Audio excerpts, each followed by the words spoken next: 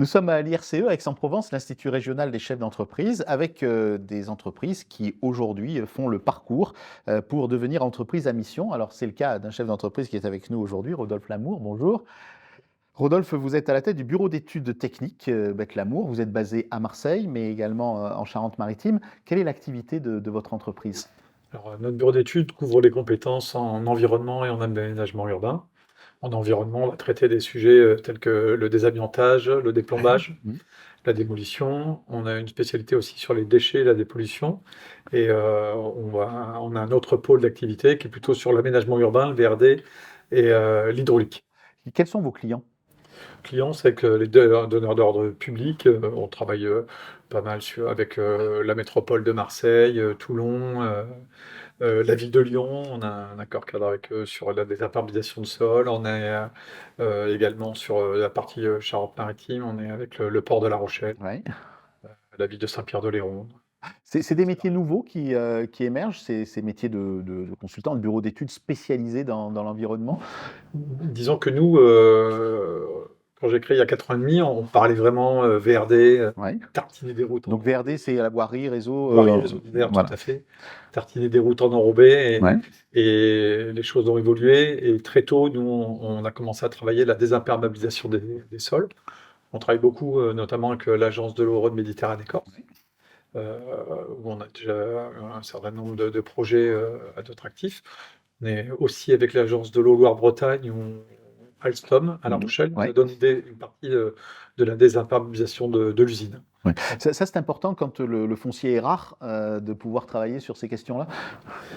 C'est important, surtout de pouvoir redonner l'eau aux nappes Ouais. et de désimperméabiliser quand on le peut.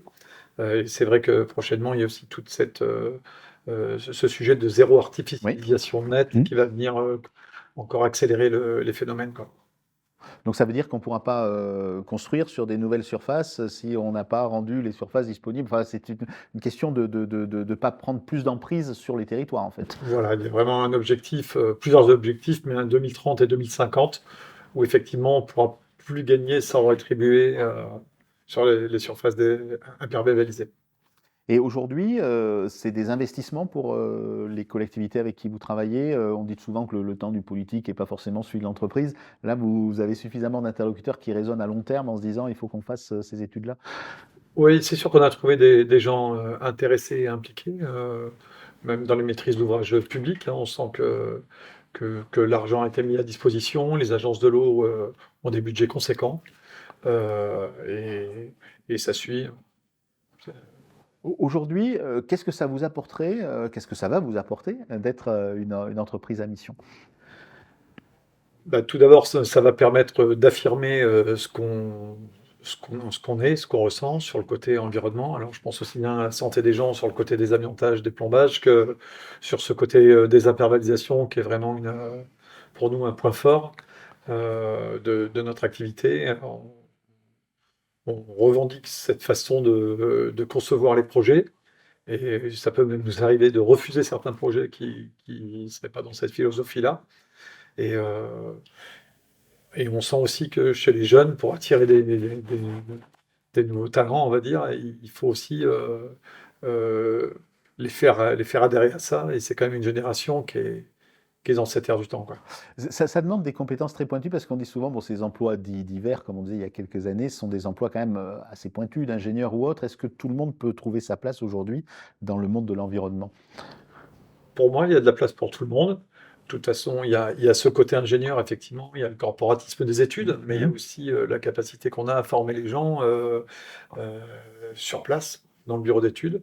On a plusieurs profils, hein. Bon, on a du bac+2, bac+5. Et l'important, c'est la formation, c'est ce qu'on transmet. Et vous travaillez dans des zones sympathiques, donc la Charente-Maritime Voilà. et le C'est littoral une petite ville méditerranéen. de rêve. Merci Rodolphe d'avoir été avec nous aujourd'hui. Merci.